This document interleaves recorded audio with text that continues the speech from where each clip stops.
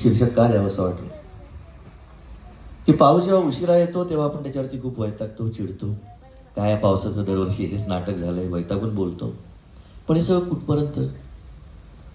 जोपर्यंत पाऊस येत नाही तोपर्यंत.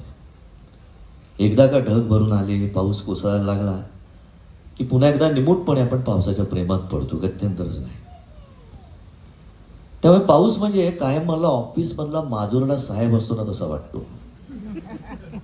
त्याच्या पाठीमागे त्याला किती शिव्या घाला, पण एकदा का तो समोर आला की बरोबर सगळी कामं रांगेल होतं.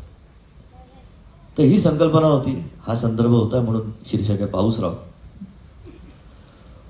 उशिराबद्दल सॉरी बिरी म्हणणे जरा राहून गेले. साहेब येते विशाल सॉरी म्हणतील. उशिराबद्दल सॉरी बिरी म्हणणे जरा राहून गेले. पाऊसराव आले तेव्हा पुन्हा IT मध्येच आले.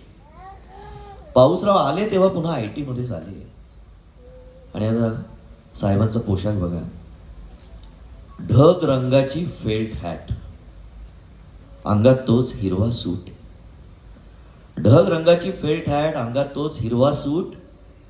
म्हटले कसला दुष्काळ बिष्काळ, गरमी बिरमी सारे झूट. म्हटले कसला दुष्काळ बिष्काळ, गरमी बिरमी सारे झूट. झोकात चालणे, गडगड हसणे. झोकात चालणे, गडगड हसणे, डोळ्यात विजा 170. झोकात चालणे, गडगड हसणे, डोळ्यात विजा 170. आणि हिरव्या हिरव्या सुटावरती मृदगंधाचे उंची 70.